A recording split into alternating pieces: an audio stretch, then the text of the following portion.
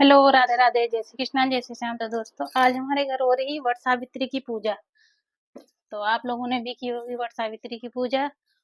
और ये हमारा ब्लॉग है। हमारे घर पूजा इसी तरह से होती है।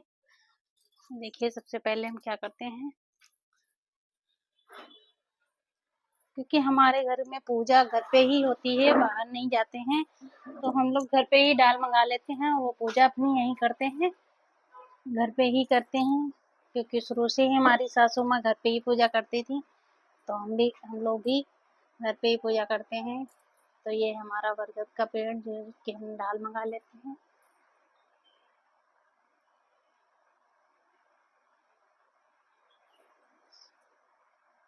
पूजा वगैरह शुरू करके फूल, अक्षत, माला सब चीज़ें हम लोग चढ़ाएंगे। तो हम भोग लगाते हैं।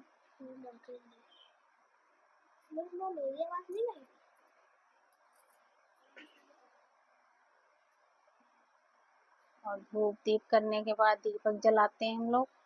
दीपक जलाया था, जैसा कि सभी लोग ऐसे ही करते होंगे जहाँ तक पूजा। पर ये हमारे घर की एक अलग सी पूजा होती है। बहुत से लोगों के घर पे देखा मैंने, वहाँ खरबूजा, आम, बहुत सी चीज़ें लगती हैं, शकरकंद, बहुत सी चीज़ें होती हैं। तो हमारे यहाँ तो ये सब चीज़ें नहीं लगती हैं, क्योंकि हमारी सासू माँ पढ़ाने जाती थी, तो वो उनको जैसा सुविधा मिलती थी वो उसी हिसाब से पूजा करके अपने स्कूल करना होता था उन्हें।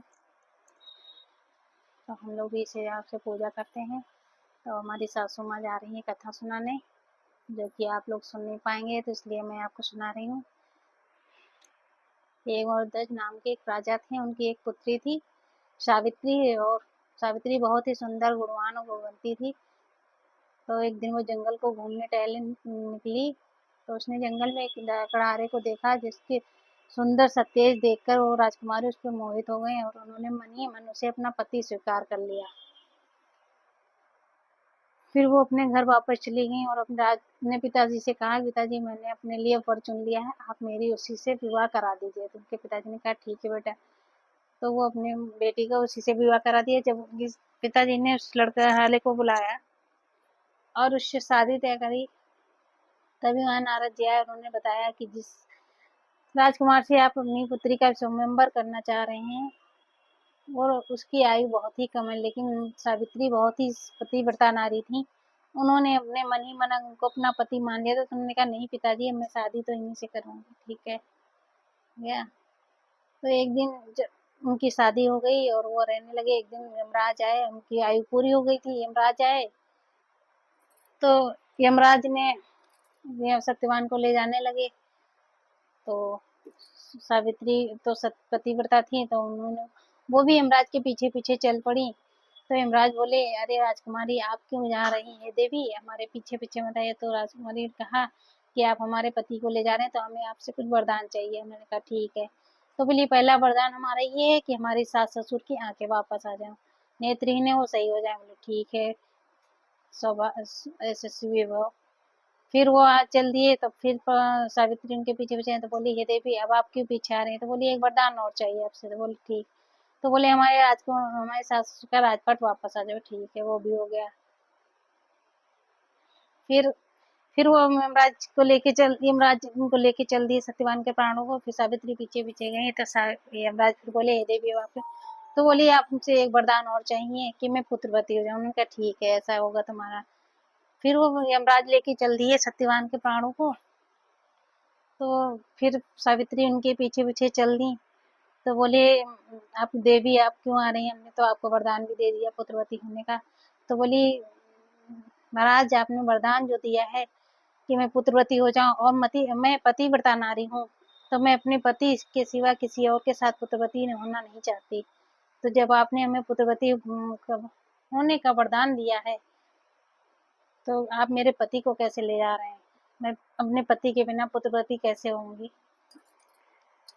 तो यमराज उनसे हार गए और उन्होंने सावित्री के पति के प्राणों की उनको वापस कर दिए। फिर सावित्री अपने आराम से उनके यहाँ रहने लगी। उनके पति के जैसे सावित्री की हो ने अपने पति की यमराज से रक्षा की, वैसे ही हम सब लोग भी सावित्री माता की तरह प्रार्थना करते हैं कि हे माँ, आप मेरे पति की रक्षा करना। और जब हम लोग पूजा करते हैं तो आदि पूजा में हम लोग बरगद को माला पहनाते हैं। तो ये माला हम लोग पहनाने के बाद एक माला अपने गले में भी पहनते हैं बाद में। और हमारे यहाँ ऐसा होता है, एक पत्ता लेते हैं, उसमें सब्जी रख के अपने सर पे लगाते हैं, जो कि हमारे सर में लगा है, आप लोग देख पा रहे होंगे थोड़ा सा।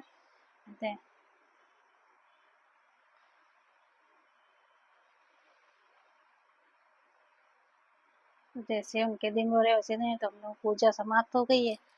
अब हम जा रहे हैं, सुहाग ले रहे हैं।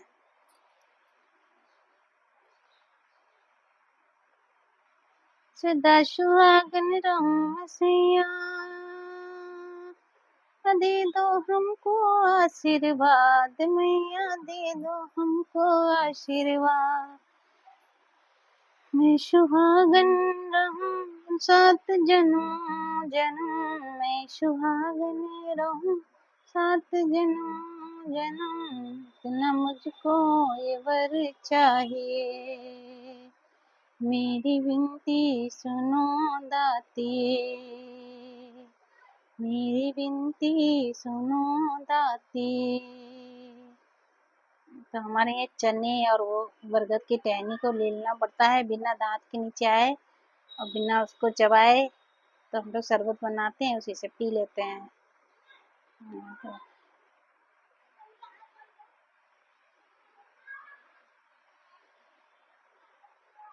तो